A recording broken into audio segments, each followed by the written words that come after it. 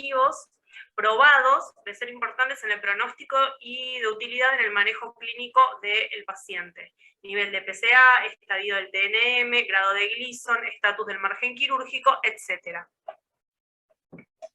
¿Se ve, no es cierto? Sí. Bueno, ahí estaba la consigna. Bueno, primero, la gradación. La gradación utiliza el sistema de Gleason, que lo que hace es clasificar a los tumores de próstata grado de 1 al 5 según los patrones de diferenciación glandular que presenten. El grado 1 sería los tumores que mejor diferenciados están, y el grado 5 los que no tienen diferenciación glandular y además infiltran el estroma y bueno, tienen más detalles. Para establecer los grados, tenemos que tener en cuenta los patrones que podemos observar en la microscopía. Podemos encontrar un solo patrón, 2 o 3 patrones. Si encontramos un solo patrón, lo que vamos a hacer es sumarlo 2 veces, eso me va a dar una puntuación y eso me va a establecer un grado. Si tengo 2 patrones, sumo primero el patrón que más domine, más el que segundo domine, y eso me va a dar una puntuación, y esa puntuación un grado. Y si hay 3 patrones, sumo el patrón más frecuente, más el más alto del otro. Eso me da una puntuación, y eso después un grado. Los grados, como dije, son 5. En el grado 1 voy a tener a los tumores que tengan una puntuación de 6 o menos de 6, en donde, lo que vamos a ver en microscopía es un patrón glandular, las glándulas van a estar bien diferenciadas. La característica del cáncer es que las glándulas no tienen la doble capa, o sea, la capa basal plana está ausente. También no van a tener esos repliegues papilares que, digamos, en la próstata normal sí lo tienen. Si podemos observarlo en algunas imágenes, podríamos encontrar estas, que son glándulas bien formadas, bien diferenciadas.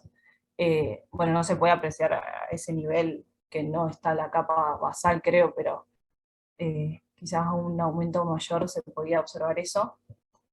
Esa capa de basal, digamos, que tiene, que a veces dependiendo del aumento o el corte incluso, podemos identificarlo, ¿no? ¿De qué son? ¿Qué tipo de células son?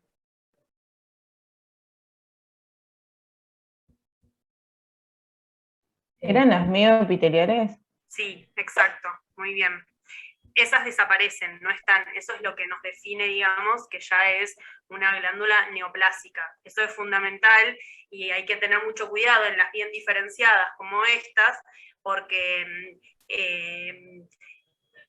no identificarlas para poner que es un tumor tiene que ser muy claro que realmente no están, y hay veces incluso que hay que requerir de inmunomarcación, de métodos de inmunohistoquímica para marcarlas y ver si cada tanto no marca un núcleo, porque además estas células, como son más alargadas, son menos cantidad de núcleos, no son uno al lado del otro como las epiteliales que forman la glándula. Entonces, al ser más alargadas, se notan menos, tienen núcleos más pequeños y estirados que hacen que se noten menos. Entonces, incluso hay veces cuando es muy bien diferenciado y quedan dudas en las que se requiere inmunomarcación para certificar o no que están ahí.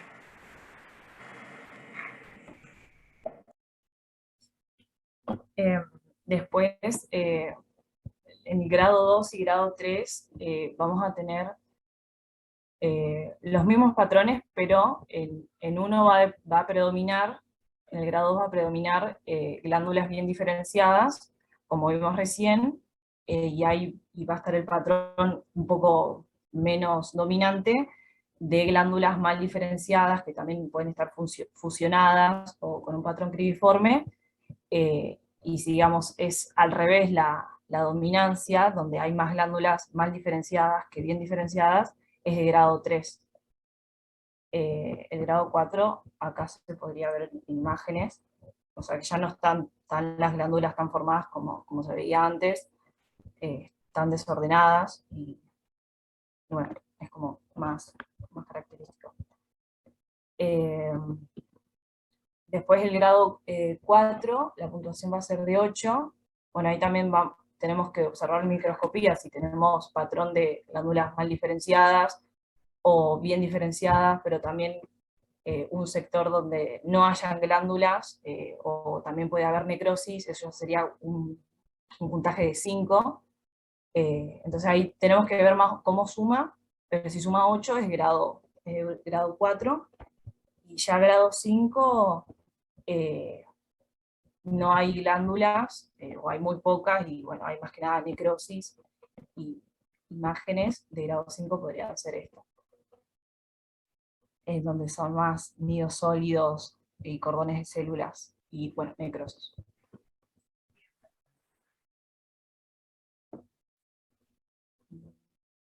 Ahora la estadificación. Y antes de pasar a la estadificación, los patrones de Gleason, entonces, bueno, hablan de grado de diferenciación, por eso lo que nos va a dar, digamos, la gradación es cuán diferenciadas a glándulas o no están, siendo las de menor puntaje las que están bien diferenciadas, y son glándulas bien redonditas, chiquitas, prolijitas, y las mal diferenciadas cuando ya es nidos, sábanas sólidas, cordones, aparecen otros componentes como la necrosis, y en el medio todo ese abanico. También mencionaron esto de que hay que ir puntuándolo cuando vos decías cuál es, creo que decías la dominancia, hablamos de porcentaje, ¿no? En todo lo que estamos viendo, cuál es el de mayor porcentaje y cuál es el de menor porcentaje, y el primer número me va a hablar de la que más hay en cantidad. Por ejemplo, ahí en el grado 4 hay un ejemplo de 3 más 5. Quiere decir que la mayoría de la biopsia que yo estoy evaluando es un grado de diferenciación 3, son bien diferenciadas, y hay algún porcentaje menor, que puede ser quizás un foco muy pequeño, muy chiquitito, pero que es 5, que es muy mal diferenciado. Entonces, ese orden tiene que ver con la cantidad de esa característica morfológica que tenga la biopsia. Ahora, ¿en dónde lo evalúan? ¿Ustedes saben cómo se hace en el momento diagnóstico? Porque si yo le estoy sacando toda la próstata, ya es algo más bien que intento ser terapéutico. ¿En dónde evalúo esto? ¿No es en las imágenes microscópicas que se le hace a las diferentes biopsias? Porque, según tenía entendido, no se tomaba una sola, sino que se tomaban como 12 en diferentes lugares. Exacto. El diagnóstico para personas que haya sospecha de una lesión maligna de próstata se hace con los 12 cilindros.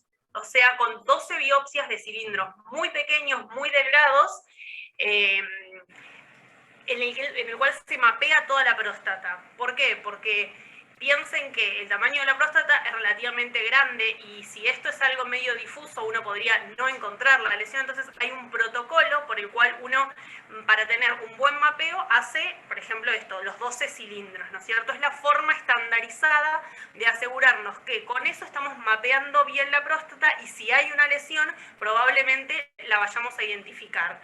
Porque si no, queda medio al azar de a dónde punza cada uno. Entonces, está este mapeo en el cual se va dividiendo la próstata en distintos cuadrantes, y se mapea superior, medio, derecho, y se mapean los laterales, el medio y el otro lateral. Entonces, eso está todo estandarizado. Viene todo referenciado, entonces uno sabe en dónde está para después, si hay tumor, decir en qué parte está ese tumor. Y cuánta extensión tiene, porque si uno lo ve en los 12, no es lo mismo que verlo en 1 que verlo en 4 de esos cilindros. Y por el otro lado, lo otro que se hace es informar cada cilindro por separado. O sea que yo este puntaje que explicaba recién la compañera, lo voy a hacer en cada uno de esos 12 cilindros. Entonces yo voy a decir que, por ejemplo, en el medio lateral derecho hay una puntuación de Gleason 4 más 4, 8. Que en el medio lateral izquierdo hay, y así, ¿entienden? De cada uno de esos 12 cilindros voy a informar cada uno de los patrones que haya, poniendo cuál es el más dominante, cuál es el que con mayor frecuencia se ve, y cuál es el que con menor frecuencia se ve.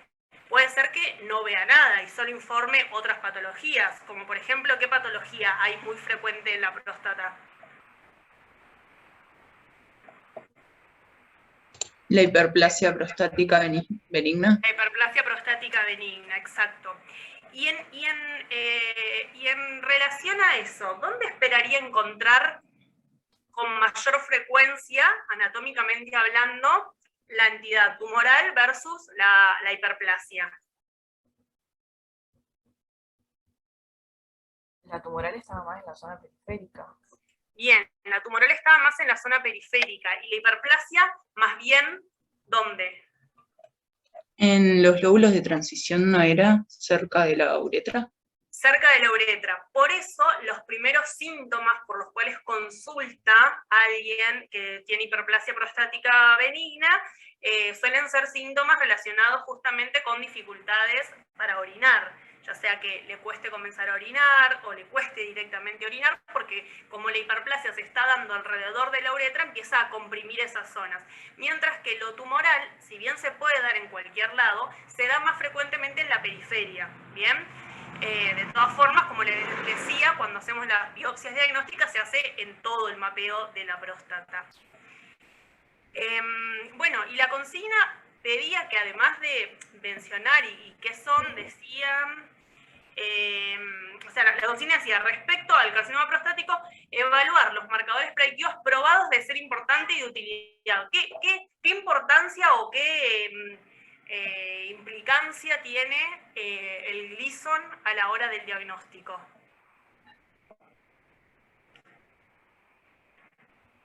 O sea, ¿para qué lo informamos? ¿De qué sirve hacer todo esto?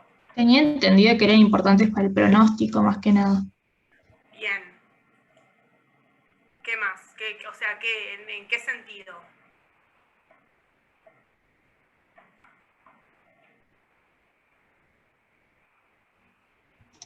Por ejemplo, decía el libro en una parte que los de grado 5, que bueno, serían dependiendo de las sumas y demás que se van a ser los que van a tener menor probabilidad de curarse, o incluso te decía que como que directamente no se podían curar en algunos casos.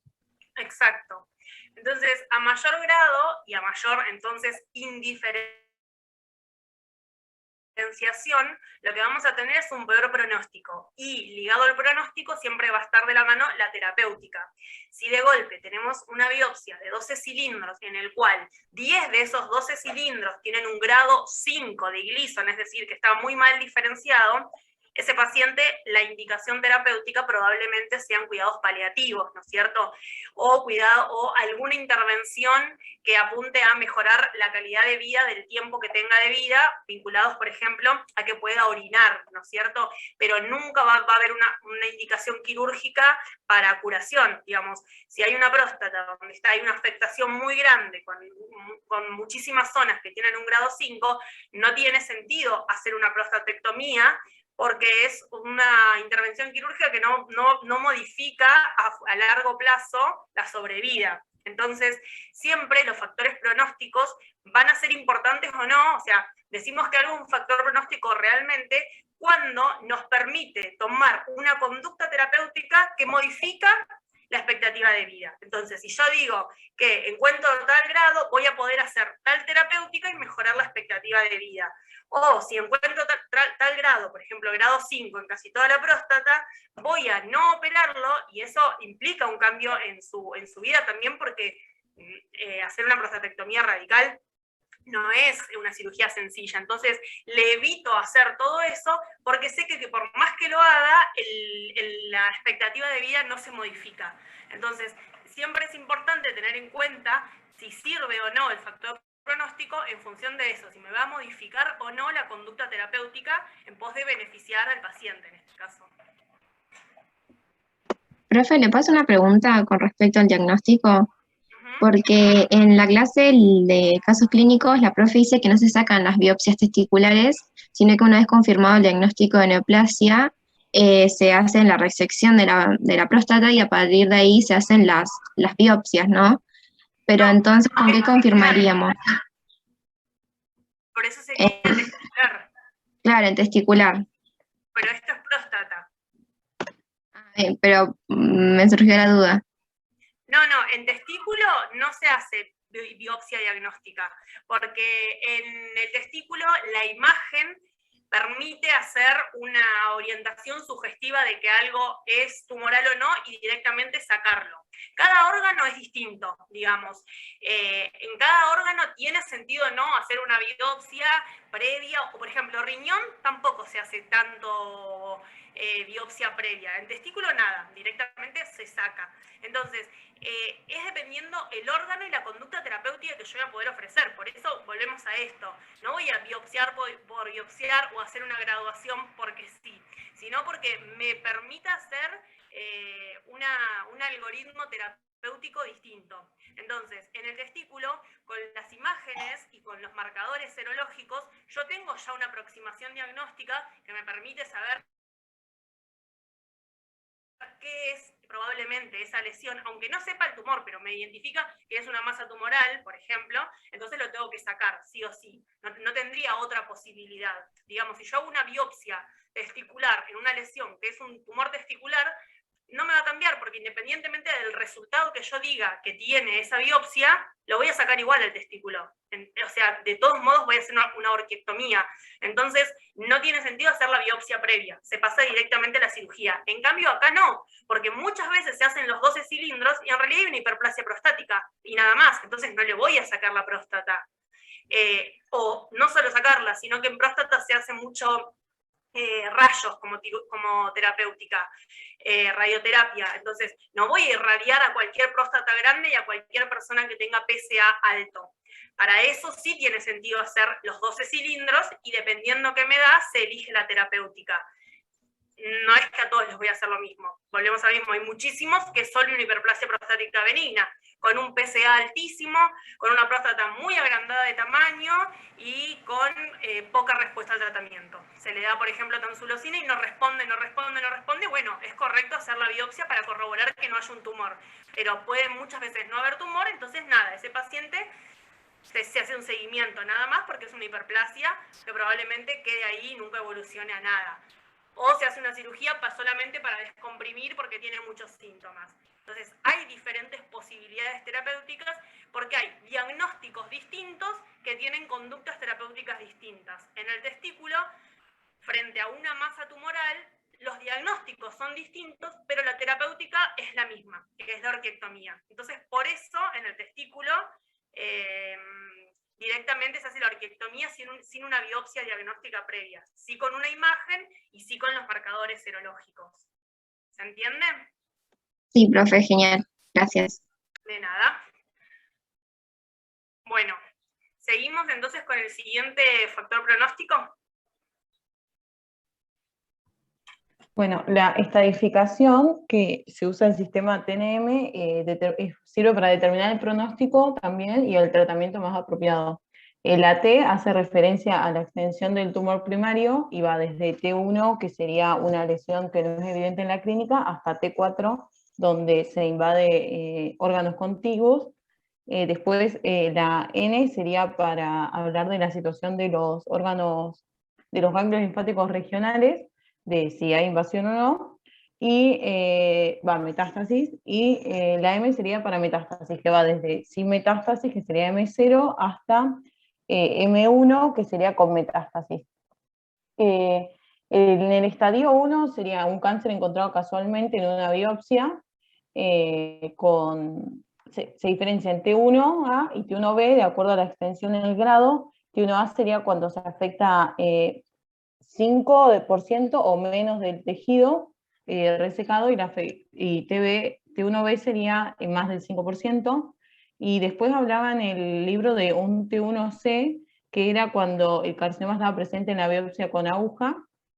T2 también sería cáncer limitado al órgano, que va T2A, que sería la afectación de 5 o menos por ciento del lóbulo, T2B más del 5%, y T2C, que sería la afectación de ambos lóbulos, el estadio T3, que sería cuando ya hay extensión extraprostática, que sería 3A, cuando es extracapsular, y 3B si invade la vesícula seminal, y el estadio T4, que sería la invasión de órganos contiguos o de estructuras de soporte, como puede ser el cuello de la vejiga, recto, esfínter externo, los músculos elevadores, o el suelo pélvico. Después, se habla de si hay invasión en los ganglios linfáticos o no. En este caso, por eso sería N0 sin metástasis y N1 con metástasis. Y en la M de la metástasis a distancia, sería M0 sin metástasis, 1 cuando hay distancia, hay presente metástasis a distancia, sería A si es en ganglios linfáticos, B si es ósea, y C si puede ser en otras localizaciones como la de pulmón o hígado, que eran los más comunes. Bien. Son las más comunes por fuera de la metástasis De la ósea, que en ósea, realidad es la sí. primera más frecuente como eso, a distancia, ¿no es cierto? O sea, primero se va a ganglios y después lo más frecuente sería óseo, y óseo ahí, medio locorregional. Entonces, por lo general, donde se va a buscar o donde se encuentra cuando hay un diagnóstico de una enfermedad tardía es a nivel de las vértebras, justamente por su proximidad. El TNM, van a ver que aparece en casi todos los tumores, se estadifican con TNM. Es una estadificación que se hace por un lado con anatomía patológica y por otro lado con la imagen, ¿no es cierto? Porque la imagen de los ganglios o de las metástasis a distancia se hace por lo general cuando se estadifica un paciente con una resonancia o con una tomografía, dependiendo de qué órgano y sistema estemos hablando, ¿no? Para evaluar si hay lesiones sugestivas de metástasis en otros lados. Entonces, estadificarlo a un paciente es fundamental, porque de eso va a depender justamente la terapéutica. De todos los TNM está establecido un algoritmo de terapéutica que tenga evidencia de por qué vamos a hacer tal terapéutica. Y lo que van a ir notando es que la mayoría de los T bajos, o sea, T1, T1A, T1B, T1C, capaz algún T2, dependiendo de qué sistema estemos hablando, son los que tienen indicación de cirugía. Y además quimio o rayos neoadyuvante, dependiendo también de qué sistema hablemos. Ahora, los estadios avanzados, por ejemplo, casi todos los T3, casi todos los T4 de los distintos sistemas, no tienen indicación quirúrgica, por esto de que venimos hablando, son tumores que ya están muy avanzados, entonces no tiene sentido someter a una cirugía agresiva cuando no va a modificar el pronóstico. ¿Qué quiere decir? Que por más que yo le saque la próstata, por ejemplo, en este caso, igual la sobrevida es mala y no aumenta en años, porque ya es una enfermedad que está diseminada, que aunque no tenga la próstata, igual se va a comportar agresivamente.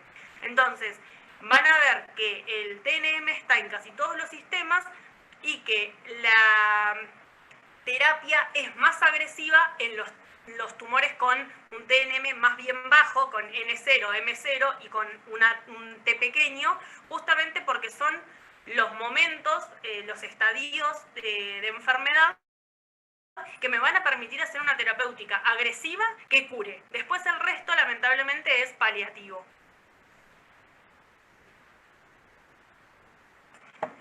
¿Seguimos? Bueno, después está la medición del nivel de PSA. PSA significa antígeno prostático específico, y es una serina que es órgano específico, pero no cáncer específico. O sea, que cuando encontramos niveles elevados de PSA, significa que tiene algo que ver con la próstata, pero no necesariamente que es cáncer, porque se puede elevar también en prostatitis, en infarto, hiperplasias nodulares, manipulación de la próstata y ejaculación. Hay un valor estándar normal de 4 nanogramos por mililitros, pero también este valor es como que cambia según la edad del paciente. Por eso, digamos, medir solamente el nivel de PSA en suero no sirve, hay que combinarlo con, digamos, otras características. Por ejemplo, medir la densidad de PSA, que se calcula PSA total en suero sobre el volumen prostático, que se determina por ecografía, ¿Por qué? Porque, o sea, a medida que la persona crece, la próstata puede sufrir lo que decíamos, lo de la hiperplasia prostática benigna, en donde al aumentar la cantidad de tejido, aumentan también los niveles séricos de PSA, y digamos, eso es como normal, y si uno lo mide, sin otro elemento para compararlo, digamos, dice está alto y le preocupa y puede ser que sea normal, entonces hay que como que comparar el volumen prostático con el nivel de PSA, no solamente el PSA solo, y además de que el libro decía que entre los 40 y 49 años hay un límite alto de PSA de 2,5, hasta ahí, digamos, sería como normal, entre los 50 y 59 años de 3,5, entre los 60 y 69 años de 4,5, y entre los 70 y 79 años de 6,5. O sea que hay que tener varias cositas a tener en cuenta. También se puede medir la velocidad del PSA, ya que los pacientes que tienen cáncer producen con mayor velocidad, y hay una medida de 0,75 nanogramos por mililitro por año, y se tienen que hacer 3 mediciones en 1,5 a 2 años para establecerlo. Y también lo que se puede hacer es medir la relación entre PSA libre y la ligada al suero. Ahí sacas el porcentaje, y si te da un mayor de 25%, hay un menor riesgo de cáncer, y si te da menor del 10%, hay un mayor riesgo de cáncer.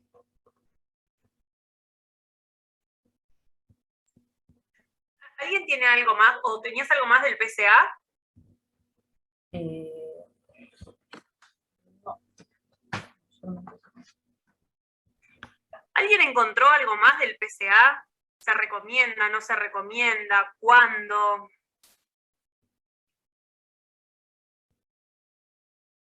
Estamos de acuerdo en que el PSA o antígeno prostático específico es un marcador que me habla del órgano, pero no me habla de enfermedad, que se presenta en muchísimas entidades, que sus valores son bastante aleatorios, tanto el valor de corte como incluso los valores dentro de una misma persona. De hecho, se habla de que en realidad lo ideal sería un seguimiento de PSA más que un valor de corte. ¿Qué quiere decir? Que puede haber una persona que tenga un PSA de 5, pero si yo lo vengo siguiendo y tenía un valor antes de 4,8, 5, 5,1, 5 y qué sé yo, no me llama la atención. O sea, un valor solo aislado de PSA no dice mucho, digamos. Que esté elevado o por fuera de ese rango solo no dice mucho, sino más bien la curva. No es lo mismo que alguien vaya teniendo valores que están por encima del valor de corte, pero va en una curva que no llama la atención, o sea, que no me habla justamente de una enfermedad tumoral agresiva, distinto a tener un valor de, no sé, que alguien tenga incluso un valor muy bajo, de un 1, por ejemplo, y que al año tenga un valor de 4 o de 3,9, que no está por encima, pero que llama la atención esa variación tan abrupta, digamos, en los valores en una misma persona. Acá Anto pregunta si se repite cada 2 años. A ver, ¿alguien buscó o sabe qué indicación hay, si indico o no? ¿Se acuerdan que ya en distintas entidades hemos hablado de lo que son los métodos de tamizaje, de que un método de tamizaje tiene que ser costo efectivo, es decir, que no sea muy agresivo? Acá no sería agresivo porque el PSA se mide en sangre, y que tiene que ser redituable, y que ese redituable no era solamente en términos de cuánto me cuesta hacer ese método, sino también de que me dé un rédito en el sentido de encontrar una enfermedad en un estadio temprano y que me modifique la sobrevida. Es decir, que si yo hago ese método, de acá a 10 años se muere menos cantidad de gente por eso. Por ejemplo, el Papa Nicolau. El Papa Nicolau, habíamos dicho, es un método de screening que me disminuye la mortalidad 10 años, porque tiene una sensibilidad y una especificidad y un costo que me hace poder identificar lesiones en estadios preneoplásicos y me evita que se mueran más mujeres de cáncer de cuello de útero. Lo mismo la mamografía, el otro día hablamos de la sangre oculta en materia fecal para el carcinoma por el adenocarcinoma de colon. ¿Qué pasa con el PSA? ¿Alguien buscó si se hace, no se hace, en qué momento? Yo entendí, profe, que se hacía a los 50 años y se hacía un seguimiento de 2 a 4 años, pero no sé si está bien. ¿Alguien más sabe algo? El libro hablaba de la velocidad de recambio del PSA, que solo para que tenga peso diagnóstico tenían que hacerse por lo menos 3 mediciones en 1 año y medio, 2. Esto que decíamos de la curva, que no me interesa un valor aislado, no me interesa que alguien venga y me diga, che, tengo un PSA de 5, no me dice nada. Tampoco es que alguien que me diga, tengo un PSA de 3,5, tampoco me dice nada. Cualquiera de los dos puede tener cáncer, cualquiera de los dos puede tener una hiperplasia, no me dice nada ese valor solo aislado. Bueno, resulta que con el PSA hay una discusión bastante importante y profunda en todo lo que es... Uy, esperen que tengo acá abierto. En todo lo que es el mundo de la urología, y es bastante controversial. No hay nada de evidencia concreta de que sea un método que nos permita usarlo como screening o tamizaje. Es por eso que no está dentro de las indicaciones del control de salud. Si ustedes van a los controles de salud, tanto del niño sano como del adulto, encuentran que hay cosas que hay que hacer. Por ejemplo, en consultorio viene un adulto sano y tomarle la presión, está bien. Si es una mujer, hacer el Papa Nicolau. Digo, hay distintas cosas que tienen que ver con prevención de enfermedades que están mostradas que tienen una evidencia alta para prevenir y para tratar oportunamente determinadas entidades patológicas. Con el caso del PSA no hay nada en concreto. ¿Por qué? Porque justamente las variaciones son muy altas, las entidades por las que puede aumentar son muchas, y lo que se demostró es que cuando el PSA lo encontrásemos en algún valor tan alto como para que sea bastante preciso de cáncer, o sea, de un adenocarcinoma de próstata, probablemente ya estaban muy avanzados y no me cambian nada la sobrevida. Porque acuérdense que el fin último de esto es mejorar la sobrevida. Entonces, encontrar algún método que me diga, che, sí, ya tenés un adenocarcinoma avanzado, no me sirve de nada. Lo que yo necesito es identificar métodos de tamizaje para agarrar las enfermedades a tiempo. Con el PSA hay una discusión muy alta y atrás de todo esto obviamente están los laboratorios, porque cualquier método de tamizaje también viene atrás de un costo que hay que pagar para hacer, por ejemplo, en este caso, toda la serología y la detección del antígeno. La Sociedad Europea y la Americana ya hace varios años que sacaron un consenso en el cual ellos dicen que no lo recomiendan, que no se demostró mejorar la sobrevida haciendo ni PSA ni fracciones de PSA, ya sea densidad o la velocidad. Es controvertido. No hay nada así como muy claro de evidencia, o sea, si ustedes dicen evidencia científica concreta, no hay disponible evidencia que me diga, sí, a partir de tal edad hacer PSA y repetir, y eso me va a mejorar la sobrevida, no. La verdad es que yo les voy a pasar esos artículos como para que lo chusmen, porque son estas cosas interesantes que aparecen en salud, que hay cosas que llegan y medio que se quedan y se instalan y tienen que ver muchas veces con los negocios, digamos, porque, qué sé yo, les habrá pasado que van a algún médico en privado y de golpe les pide 18.000 estudios, ecografía, montones de cosas, y cuando agarran una guía de nación y se fijan que hay que solicitar, por ejemplo, en un control de niño sano o de un adulto joven sano, son otras cosas distintas. Entonces, es muy importante ir generando el criterio de para qué pido algo y qué rédito tiene eso. Y en ese sentido el PSA es súper controvertido. Lo cierto es que en privado se hace bastante. Si no tenemos una curva, no me sirve de nada, de nada, de nada, de nada. Si tengo una curva, es decir, yo tengo un paciente que va y que hace el seguimiento, y bueno, ahí podría ser más útil, ¿no es cierto? Porque yo puedo ver que eso, que después de 2 años venía con valores de, no sé, 1,5, 1,6, 1,4, 1,8, y al otro año hizo 3,9, epa, ahí tengo que empezar a sospechar que pasó algo. Pero si no, como método no está indicado, y lo van a ver así como cuando estudien qué le pedimos, o sea, qué hacemos con un adulto sano en consultorio, que no está indicado. Entonces, es un método controvertido. Y acá un poco queda en claro que no me habla de enfermedad, no tiene valores tan precisos, cuando está tampoco dice nada. Hay hiperplasias prostáticas benignas con PSA altísimos, PSA de 8, que es una hiperplasia prostática benigna. Entonces, voy a hacerle a todos los hombres mayores de 50 años, y si lo detecto, ¿a partir de qué edad? ¿Qué sobrevida tiene? Porque ¿qué voy a hacer con ese paciente que diagnostico algo? Con cáncer de próstata hay muchos hombres que se mueren con el tumor puesto de otra cosa, porque es un tumor que evoluciona bastante lento. Entonces voy a seguir haciendo PSA para ver cómo se sigue elevando. ¿Para qué? ¿Se entiende lo que quiero decir?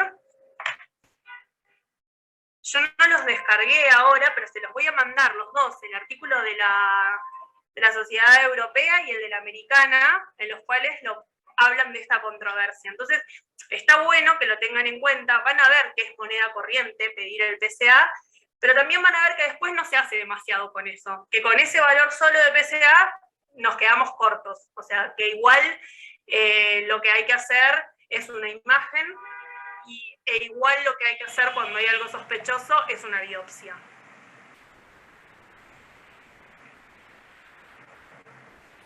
¿Alguna pregunta? No, profe.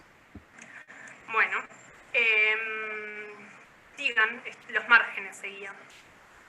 Bueno, y este era el último que pedía, el estatus del margen quirúrgico, que sería la extensión del tumor hasta la superficie externa de la pieza resecada, y se manifiesta en el examen microscópico después de ser teñida la pieza con tinta china. Bueno, y las posibilidades de que aparezcan márgenes positivos, que se determina si es positivo o si es negativo, dependen del estado clínico, del volumen del tumor, del porcentaje de cáncer en la biopsia, del grado de Gleason, la cifra de PSA preoperatoria, el proceso anatomopatológico de la pieza, la terapia, y también con la experiencia del cirujano que toma la biopsia. Bueno, había distintos nombres que le ponían, como podían ser multifocales solitarios, con borde romo, y bueno, acá había una imagen que estaba buena, que mostraba cómo sería un tumor con márgenes negativos y otro con márgenes positivos, y después habíamos encontrado fotos de microscopía que estaban teñidas con tinta china, donde se veía la afectación o no de los bordes. Por ejemplo, acá en el A era un tumor con márgenes negativos, en el B con ya penetración de la cápsula, pero confinado a la próstata, y en el C sería un tumor que ya ha invadido los márgenes y las áreas contiguas.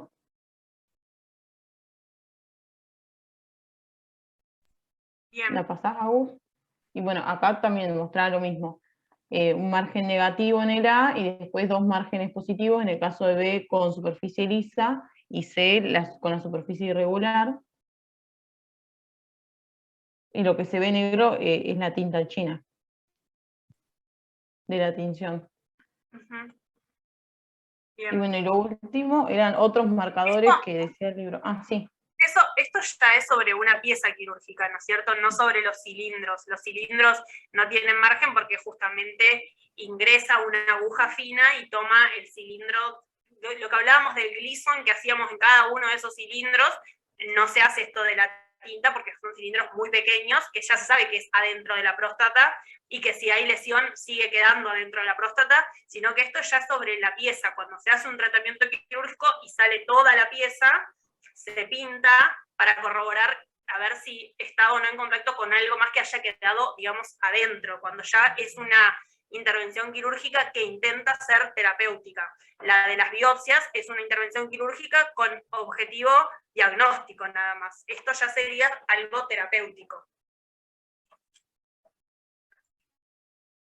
Bueno, acá eran otros marcadores que nombraba el libro, como el PSA3, que bueno, era un segmento no codificante de ARN y que estaba sobreexpresado en el 95% de los cánceres de próstata y se medía en orina. Y bueno, se lo hacía adicionalmente a personas que tengan el PSA elevado y una biopsia negativa. Y después, bueno, también se usaba la combinación del PSA3 urinario y la detección en orina del ADN de fusión de TMPRSS2, RG, que bueno, era también una de las mutaciones que se producía, que era como una recombinación cromosómica, y bueno, también esto aumentaba la sensibilidad y la especificidad comparado con solo la medición de PSA. Y ahí terminaríamos. Bien. ¿Hay algún grupo que haya encontrado algo distinto en alguno de estos subítems, que quiera agregar algo o preguntar algo respecto a esta consigna? Yo les voy a mandar después esto que hablábamos del PSA, que es más bien algo extra académico, digamos, que el objetivo principal es esto de empezar a ser criteriosos y criteriosas en lo que es para qué pido qué cosa, qué objetivo tiene, qué evidencia científica. Medicina, todo va cambiando todo el tiempo. Lo que hoy sirve, mañana no sirve para nada. El método que antes me servía, de golpe sale uno más económico y más sensible y específico, y así con todo. Entonces es re importante ir haciéndose este hábito crítico de ir viendo qué dice la evidencia respecto a eso. Y esa evidencia, ¿de dónde sale? ¿Qué tipo de estudio es? ¿Qué sesgos tiene? ¿Quién financia ese estudio? ¿En dónde salió publicado? Etcétera. Me acordé que creo que vos, Emiliana, me habías preguntado la clase pasada respecto a la púrpura y, sí, profe, sí. y la donación. Había sido vos, bien, me acordé ahora. Emiliana me había preguntado si, no sé, por algún conocido que tenía, si en una púrpura trombocitopénica idiopática, alguien que había tenido como antecedente, podían o no donar sangre, porque a alguien le había dicho que no podían donar. La verdad, Emiliana, es que no lo encontré en ningún lado, y le pregunté incluso a un colega que está en Incucay, o sea, en todo lo que es donación y trasplante, y no encontré nada respecto a la púrpura. De nuevo, hay veces que las indicaciones para no donación o cosas así son cosas medio controversiales, como por ejemplo cuando hay lugares donde ponen determinados subítems en los que no puede donar fulano por cosas que están cargados de prejuicios o de cosas con poca evidencia. La verdad es que con evidencia no encontré nada de por qué no pueda donar a alguien que haya tenido un antecedente de PTI. No lo encontré. Lo busqué y no lo encontré, y tampoco lo sabían. Y no sé, la verdad es que si no podés donar sangre, tampoco podrías donar un órgano, y dentro de las indicaciones de órgano tampoco está. Nada, eso. Gracias, profe, igual. No, de nada. Que pruebe con intentar donar en alguna otra institución. Yo creo que lo van a dejar en algún banco de sangre de otro lado. Bueno, ¿quién había dicho el punto 2?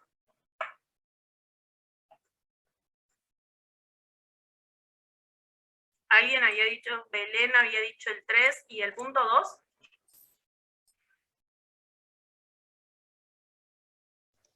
El de los tumores testiculares. Nosotros habíamos dicho el 3, pero igual hicimos el 2.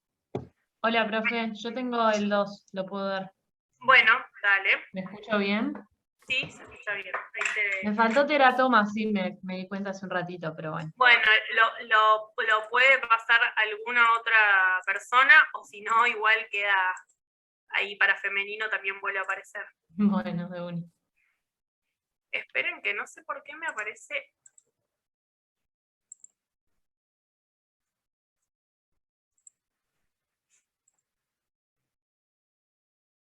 A ver, ¿podés compartir pantalla?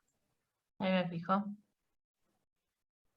Profe, me parece que hay otra chica de anfitrión. Claro, sí. ¿Cómo? ¿Por qué? Ahí está. No sé por qué pasó eso. Ahí está. Ahora Sí. ya estoy como... Ah, pero... ahora estás vos de anfitriona. Claro, A ver. como que me puso de anfitriona para que pueda compartir. No, pero yo les ponía ser coanfitrión. Bueno, ahí está. Ahí ya podés compartir y no me sacó. De verdad. Bueno. Acá. ¿Se ve bien? Sí. Ok, bien. Bueno, al principio hice como un... Ahí está. Avísenme si no me escucho, por fin. Al principio hice como un cuadrito de resumen, ¿no? Que los tumores testiculares, bueno, se clasificaban en los de células germinales, los de cordones sexuales y del estroma, y el teratoma no supe dónde ubicarlo mucho. Así que lo dejé ahí como, porque me parece que no es de células germinales. Bueno, dentro de los de células germinales, que solían ser agresivos, teníamos los seminomatosos y no seminomatosos. Dentro de los seminomatosos estaba el seminoma y el seminoma espermatocítico. Y dentro de los no seminomatosos teníamos el carcinoma embrionario, el tumor de saco vitelino y el coriocarcinoma. Ahí ahí estaría metido el teratoma. Ahí, el teratoma dentro de los no seminomatosos. Ah, de una. Espero que lo anoto. Bien. Porque en el libro está como corridita. Bueno, aparte. Y después, claro, y después están los de cordones sexuales y el estroma, que suelen ser benignos, que está el de células de Leydig y el de células de Sertoli. Bueno, fui haciendo como grafiquitos así separados según lo anterior. Pedía que pongamos origen, diseminación, marcadores tumorales y microscopía, y en algunos encontré cosas, información que estaba en los dos, entonces agregué algunas cosas. Bueno, acá empecé con los de células germinales, los seminomatosos, que era el seminoma y el seminoma espermatocítico. El seminoma es un tumor de células germinales, el tumor de células germinales más frecuente, se suele dar en la tercera década, y se origina a partir de una neoplasia intratubular de células germinales. La diseminación es por vía linfática, los marcadores tumorales KIT, OCT4 y PLAP, que es la fosfatasa alcalina, y puse también el pronóstico, que decía que podía extenderse al epidídimo, al cordón espermático o al saco escrotal. Bueno, acá hay una imagen del seminoma que decía que era muy característico que tenga estos tabiques fibrosos, incompletos, ¿no? Que van separando las láminas esas de células uniformes, y en los tabiques también que se puedan ver linfocitos, que se ve un poco acá, ¿no? Entonces esos tabiques fibrosos, el infiltrado inflamatorio. Acá hay otra imagen de más aumento en el que se ven también acá el tabique fibroso con algunas células inflamatorias, y acá las células que son grandes, redondeadas o poliédricas, con un citoplasma transparente, con un gran núcleo central y con uno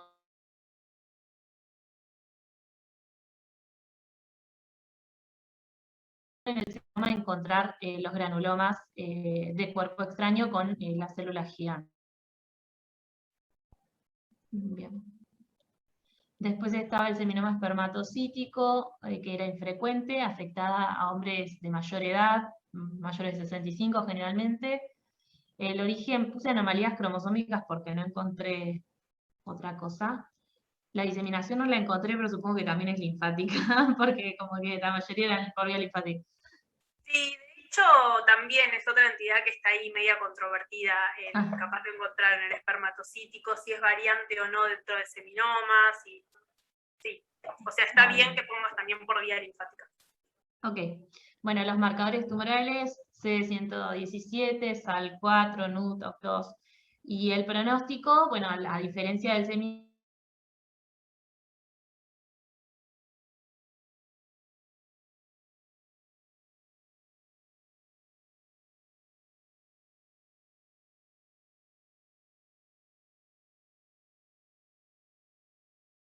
caso no se solía ver un infiltrado linfocítico importante, a diferencia del anterior. Y se podía encontrar 3 poblaciones celulares, ¿no? Las células de mediano tamaño, que eran las más numerosas, supongo que son todas estas, con núcleos redondos y citoplasma eosinófilo, las más pequeñas, con poco citoplasma eosinófilo, y las células gigantes. Por otra parte teníamos los tumores de células germinales, en este caso los no seminomatosos, que incluían carcinoma embrionario, tumor de saco vitelino y coriocarcinoma. El carcinoma embrionario se daba entre 20 y 30 años, se originaba a partir de la neoplasia intratubular de células germinales. La diseminación no la encontré. Los marcadores tumorales también, OCT3-4, el PLAP, el CD30 y la citoqueratina, y el pronóstico más agresivo incluso que los seminomas, ¿no? Y bueno, acá está la histología, se caracteriza por células atípicas, con escaso citoplasma y numerosas mitosis, son recontra raras, y en la derecha se ve, en la derecha se ve un patrón sólido, y en la izquierda se ve un patrón más glandular, ¿no? Con estas luces, o microquístico. Después el tumor de saco vitelino, que era más común en niños, lactantes y niñas hasta 3 años. El origen tampoco lo encontré, profe, pero supongo que es a partir de células del saco vitelino, ¿no? O sea, ¿era eso? Sí. O sea, acá te lo va diciendo medio los nombres y eso. De una. Bueno, la diseminación por vía linfática, los marcadores tumorales alfa-fetoproteína y alfa-1 antitripsina, y tienen un buen pronóstico. Bueno, se podían ver algo característico que eran los cuerpos de Schiller-Duval, que son núcleos mesodérmicos con un capilar central y una capa visceral y parietal de células similares a los glómerulos primitivos. Yo creo que en estas sería esto, ¿no? Sí. Y ya en esta imagen más cerca sí se ve el capilar con esa doble capa de células, claro. Sí. Por otra parte, se podía ver también en algunos casos un patrón microquístico, que era el más común, ¿no? Se ven ahí bien los quistes con material en el interior. Y también se podían ver unos glóbulos eosinófilos parecidos a hialina dentro y fuera del citoplasma, ¿no? Todo lo eosinófilo que se ve. Y por último teníamos el coriocarcinoma, que se da entre los 25 y 35 años, se originaba también a partir de una neoplasia intratubular de células germinales, la diseminación por vía hematógena, los marcadores PLAP, la gonadotropina coriónica humana, GATA3, EMA y citoqueratina 7, y son muy malignos los coriocarcinomas. Y bueno, histológicamente se pueden ver el sincitio tromboblasto, ¿no? Las células multinucleadas, que se ubican sobre células más chicas, ¿no? Con citoplasma pálido y un único núcleo que sería el citotromboblasto. Después teníamos los tumores de cordones sexuales y del estroma, que era el tumor de células de Leydig y de células de Sertoli. El de células de Leydig se origina a partir de células de Leydig y el 90% son benignos. Se disemina por vía hematógena. Los marcadores son inhibina A, calretinina, receptor de andrógenos, y tenía una producción hormonal generalmente, de andrógenos principalmente, y en algunos casos también de estrógenos. Bueno, con respecto a la histología, las células son muy parecidas a las de Leydig de origen, son células grandes, redondeadas o poligonales, con abundante citoplasma, y un núcleo central redondeado, ¿no? Como se ve acá. Y se podía ver algo característico que eran los cristaloides de Reinke en el citoplasma, que yo creo que es esto, que era material proteináceo. Sí. Y después el tumor de células de Sertoli, que se origina a partir de células de Sertoli, también suelen ser benignos, también se diseminan por vía hematógena. Los marcadores SF1 y beta-catenina, y la producción hormonal no solían tener producción hormonal. Bueno, y en los de células de Sertoli, entonces se solían ver cordones celulares ubicados espalda con espalda, y decía back to back, me acordé de usted, profe, cuando lo leí. Células claras con abundante citoplasma, también se podían ver, en este caso decía como que eran túbulos con luces centrales, pero como que esto no parece. Bueno, ahí no se ve la luz, pero es una Claro. estructura, si se quiere, como micropapilar, ¿no? Como micropapilas. Bien. No le veo eje fibrovascular ni nada, pero están dispuestas así alrededor, como que me falta la luz en el centro, pero hace ahí Claro. como unas micropapilas. Claro, claro. Bueno, también podría estar la forma quística, ¿no? Con fluido proteináceo. Y después estaba la forma maligna, que no era lo más común, pero podía estar, que mostraba, bueno, los cúmulos de células de Sertoli con necrosis tumoral, ¿no? Las regiones de necrosis y las células que se recontranota que son células malignas, ¿no? Con la pignosis y esos núcleos bastante raros. Y hasta ahí llegué porque me faltó teratoma y Bien. linfoma también, ahora que me acuerdo. Bien, sí, como primarios, además linfoma en testículo es, digamos, bastante frecuente. O sea, Importante, claro. sí.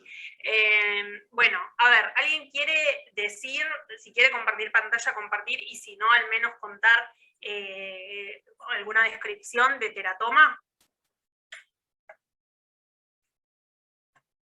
¿Qué tipo de tumor es? ¿Qué características tiene? ¿Cuál es su origen?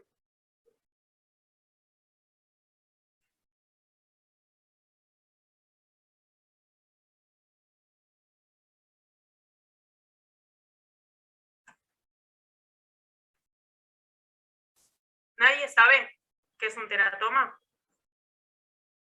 Yo no me acuerdo bien, pero tengo entendido que el teratoma como tal es esta masa neoplásica que tiene como muchas variedades de tejido que no están totalmente diferenciados, pero vamos a poder encontrarlos generalmente en los lactantes.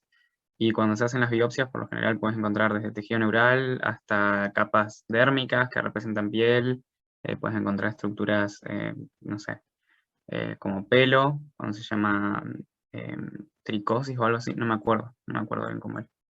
Bien, y si entonces, si puedo encontrar distintas estructuras, como por ejemplo estas que vos mencionás, ¿de dónde, cuál sería la célula de origen? O sea, ¿de dónde estaría surgiendo esta neoplasia? ¿No Son son de las células. totipotenciales? ¿Cómo? ¿No son células totipotenciales? Exacto, son células pluripotenciales o totipotenciales que justamente tienen la potencialidad de diferenciarse entre los distintos tejidos. Y en función de eso vamos a tener teratomas maduros y teratomas inmaduros. Inmaduros, los que tienen alguna estructura inmadura de alguno de los tejidos, ya sea nervioso, epitelial, lo que sea, o maduros, y por ejemplo ver, como decía el compañero, no sé, glándula, folículo piloso, cartílago, lo que sea, digamos, maduro.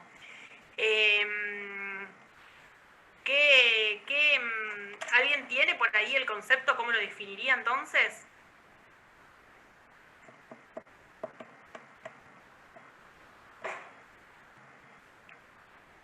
¿No?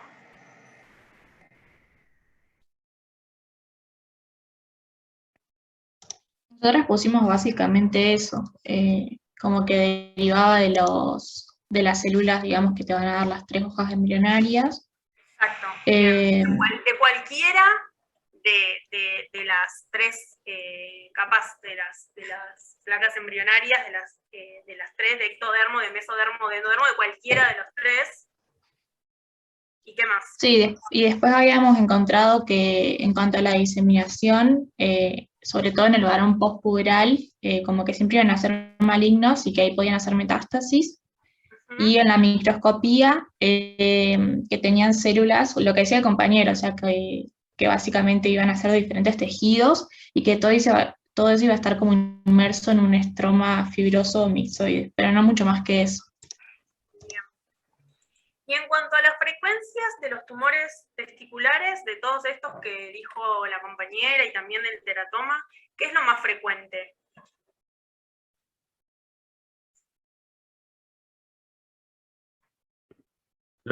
O sea, lo que son dos de la línea de los seminomas son los Bien. más frecuentes. Bien, el seminoma clásico sería el más frecuente. Y después del seminoma,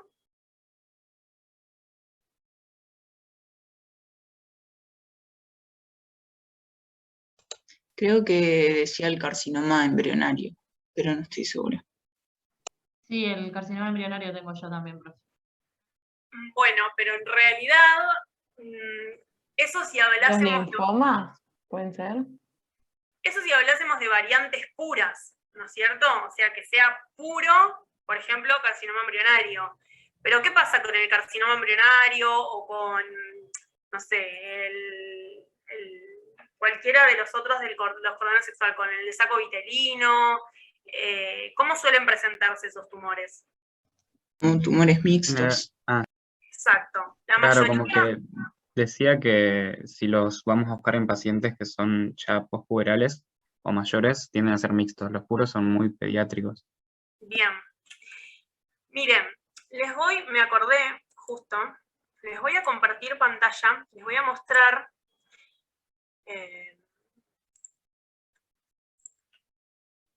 un resumen de un Power de una revisión que hice el 2020 de todos los tumores testiculares que se diagnosticaron acá en el hospital, de todos, desde 1999 hasta el 2019. O sea, fueron 20 años de casuística, de ver todos los que se diagnosticaron acá en el hospital, que eso implica todo salud pública de Neuquén y algunos del privado, sí, toda la provincia, porque absolutamente todo el interior, todo eso, viene acá al hospital.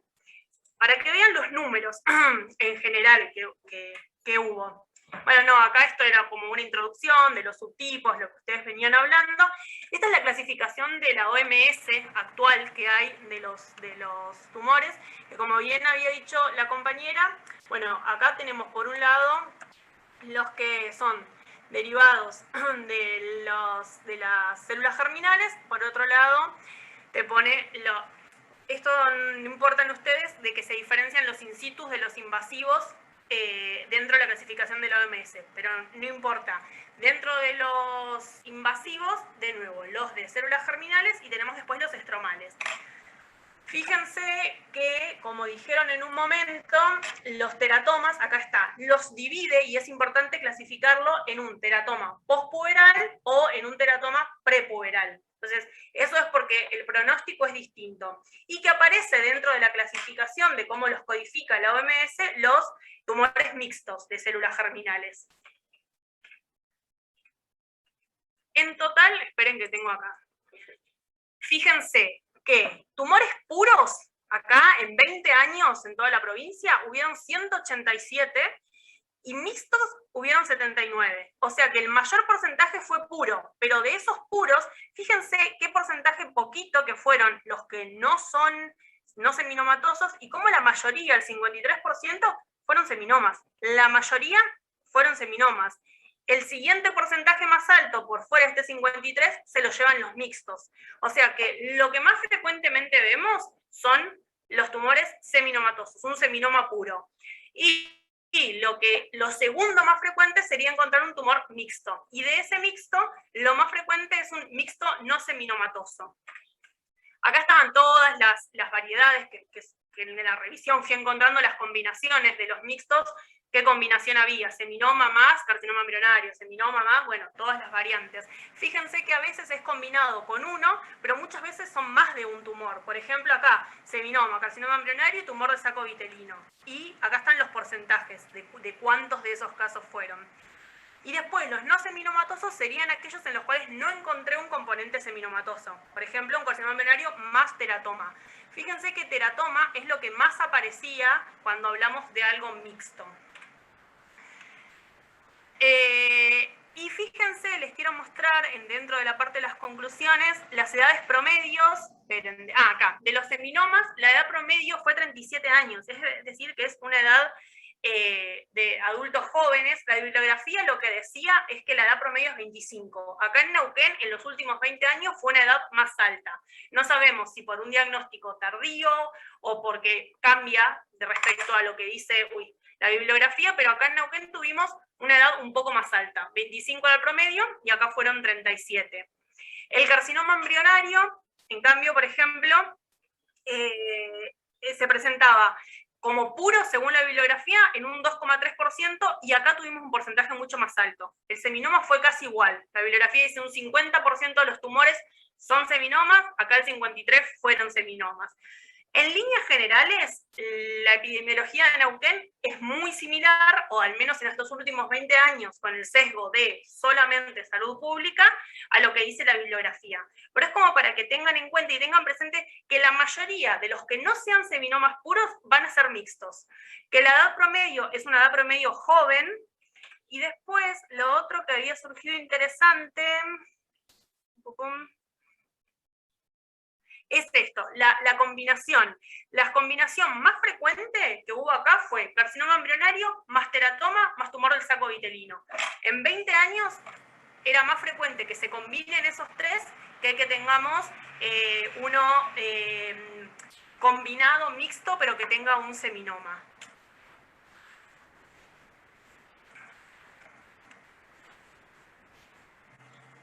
Quería mostrar... no se origina quería mostrárselos porque por ahí no... Me acordé justo que lo tenía además acá. Esto de la epidemiología es algo que en los libros está y siempre es comparado con, por lo general, y sobre todo en el Robbins, con la epidemiología de Estados Unidos. ¿Y qué pasa en nuestra región? Bueno, en tumores testiculares se repite todo bastante y es importante esto que tengan en cuenta de que la mayoría son seminomas puros y que después de eso nos vamos a los mixtos. No es frecuente. Y de células de Leydig o de Sertoli, creo que en 20 años no había o había habido uno, ya no recuerdo. A ver, esperen, de los puros.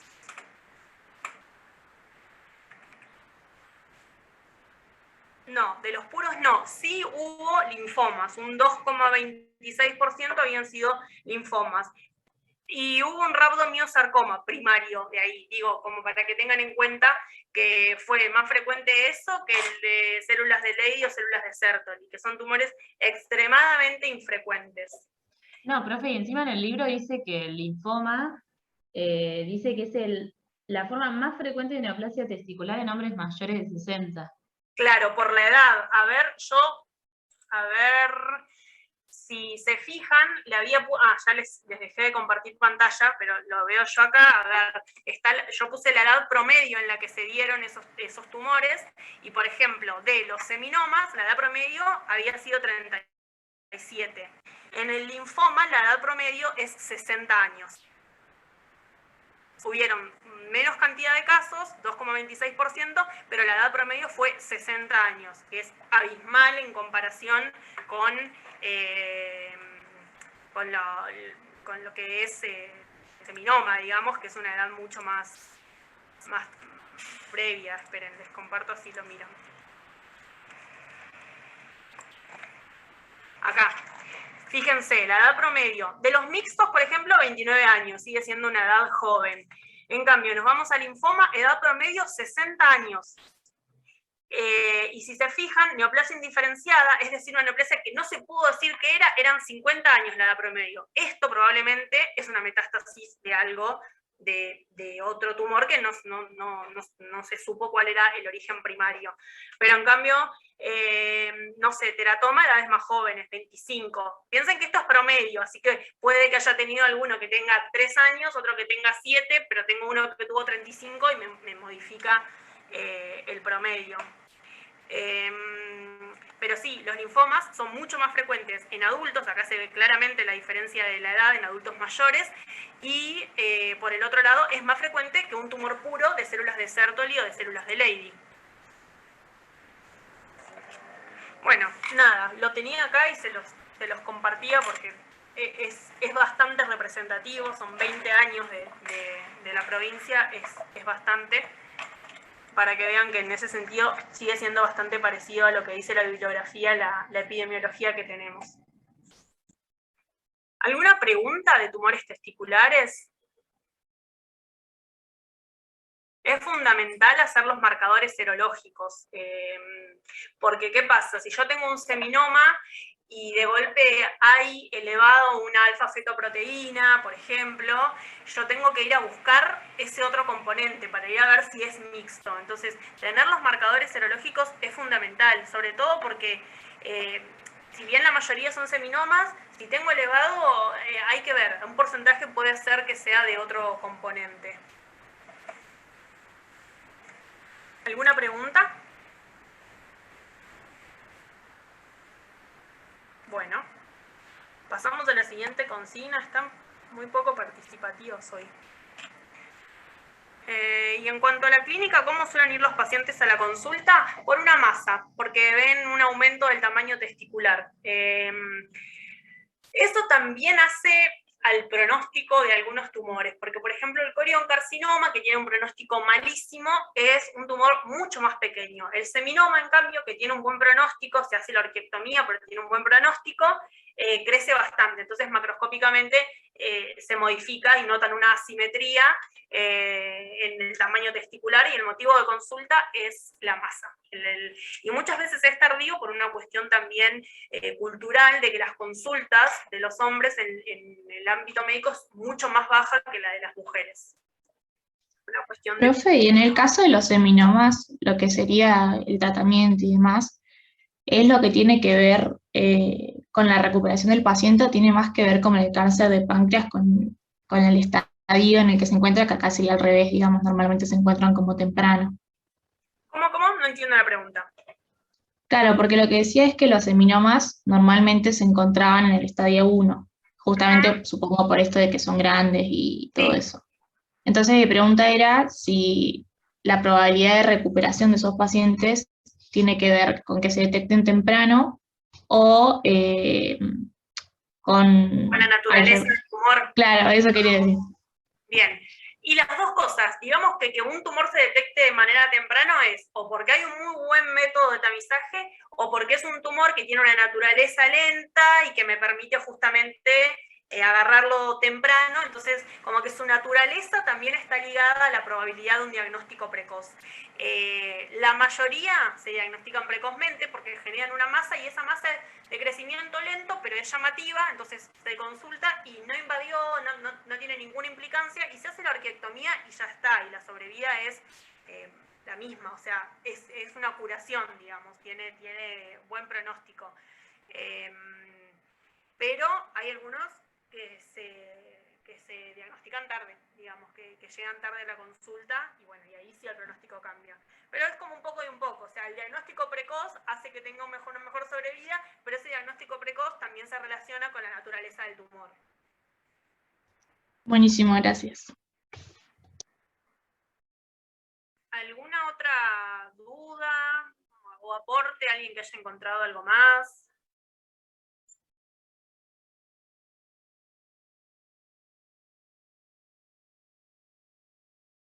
Bueno, si no hay nada más, pasamos a la tercera consigna.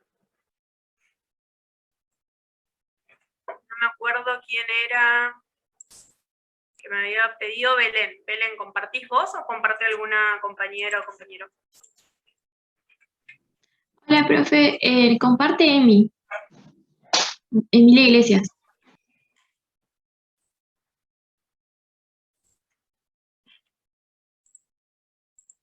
Ahí está. Ya podés compartir, Emilia. Buenísimo.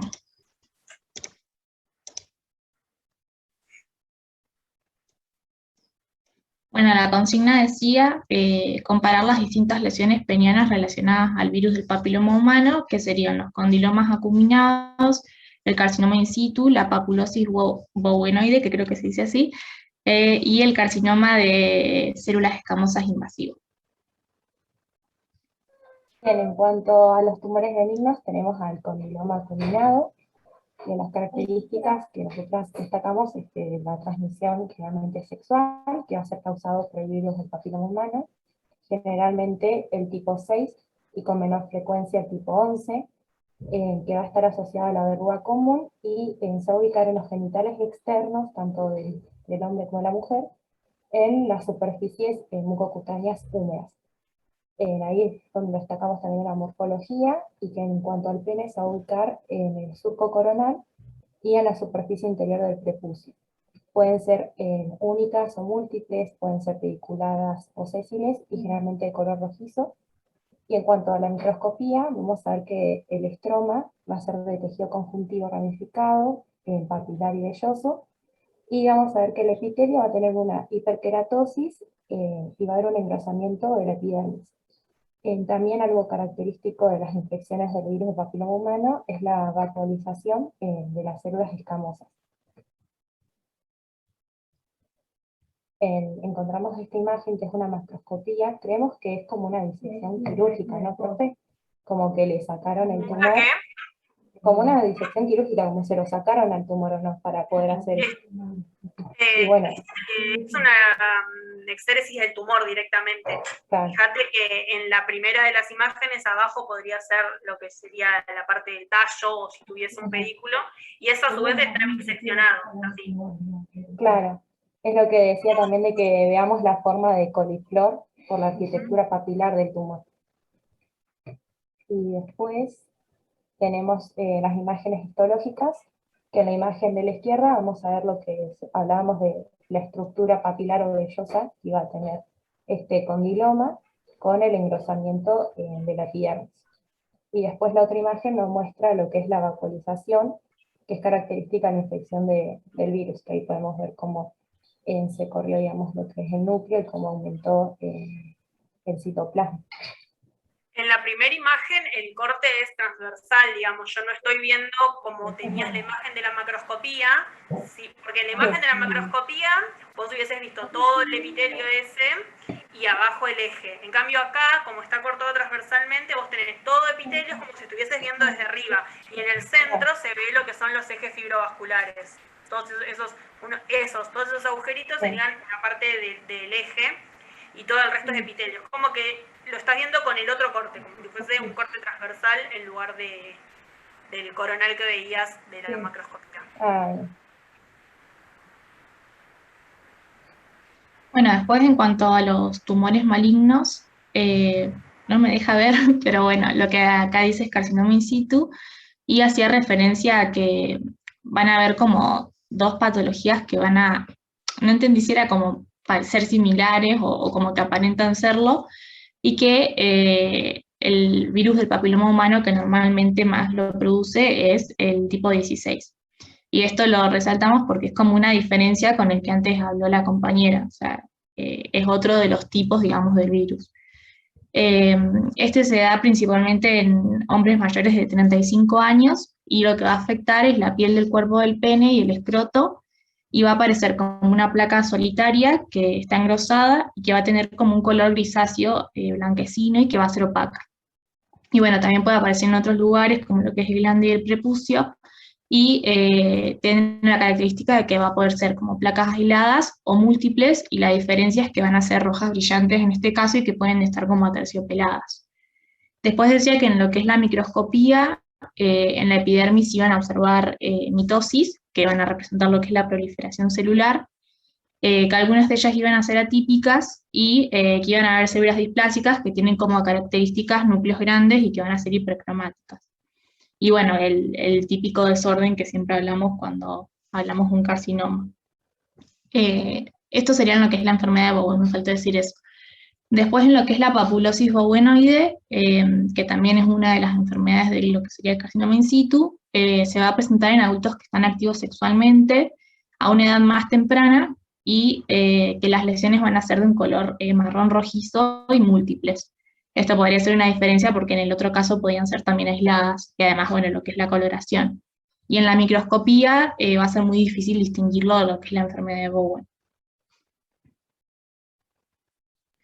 Bueno, y en cuanto al carcinoma escamoso invasor o carcinoma invasivo, tenemos que existe un menor riesgo en aquellas personas que se realizaron la circuncisión porque es el lugar donde se localiza, y además asocia a una mala higiene genital y a la infección por virus papiloma humano, más que nada de mayor riesgo, y del tipo 16 y del 18.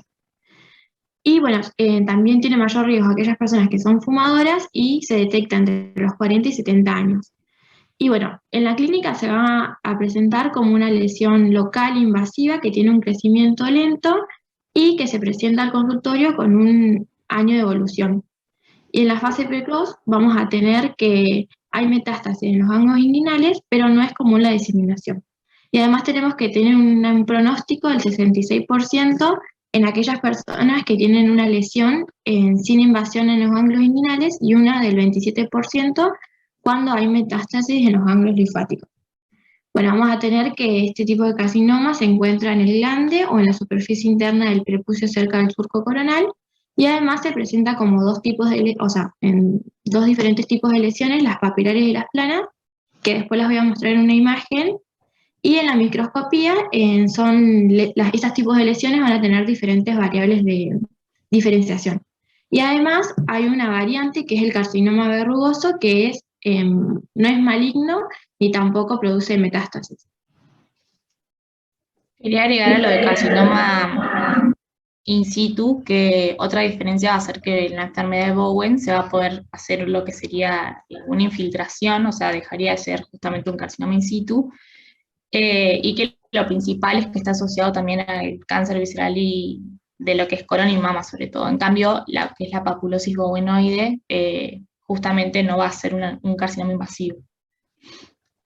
Y bueno, en las imágenes que encontramos, en esta se vería acá, supongo, lo que es el carcinoma in situ, y habla justamente de esta forma aterciopelada y roja que mencionábamos en uno de los dos integrantes de lo que sería el carcinoma in situ.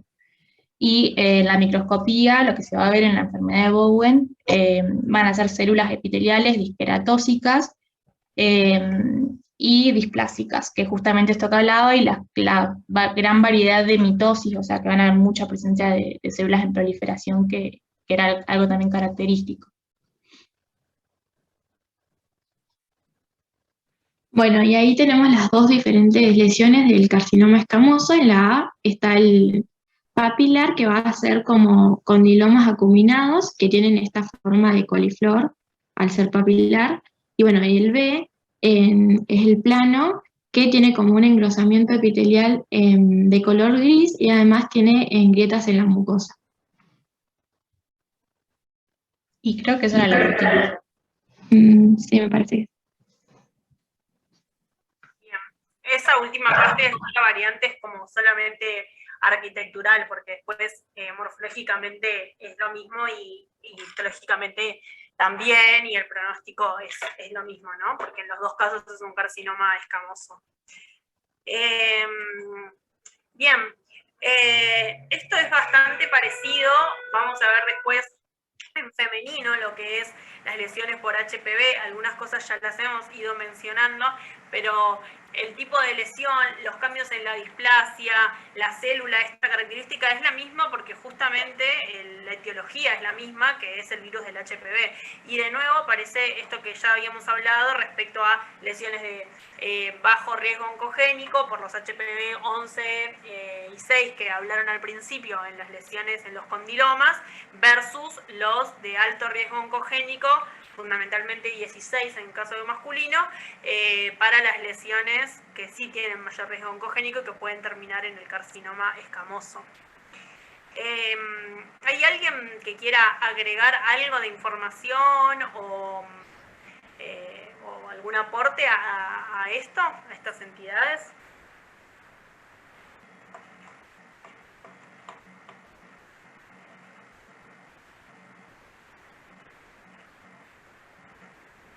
No, bueno.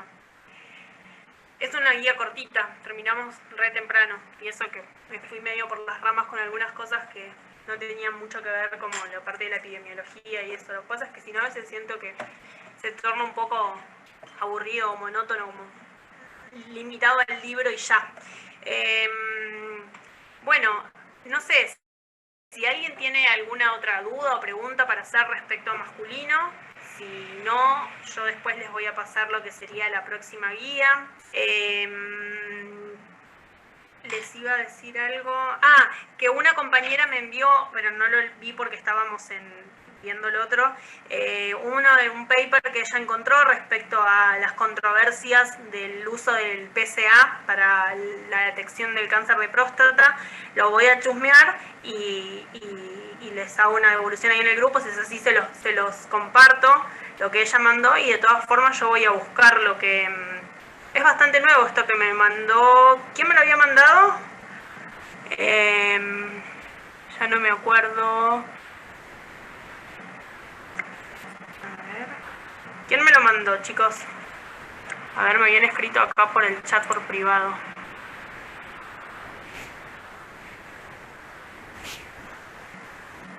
Bueno, no me acuerdo, no lo encuentro. Lo voy a mirar y les digo, es re nuevo, es del 2018. No sé, ¿alguien tiene algo más para preguntar? Profe, volviendo a próstata, Aldana pregunta. Cuando llega un paciente con una clínica que nos hace sospechar en cáncer, ¿se procede al tacto rectal? Sí, el tacto rectal sí es algo que se hace en consultorio, porque justamente para hiperplasia no me dice tanto, porque la hiperplasia, como decíamos, suele ser en la zona más bien periuretral, pero para lo que es el cáncer, como suele ser periférico, sí puede haber un área nodular sospechosa al tacto que se haga. Sin dudas que es algo invasivo, que generaría disgusto al paciente, pero sí es una práctica que se hace porque puede dar eso como sospecha clínica, sobre todo por esto, porque como es periférico, probablemente se palpe. Pero bueno, tampoco es que lo haríamos de rutina si no hay ninguna sospecha. ¿Alguna otra pregunta? Bueno, les voy a poner para la asistencia.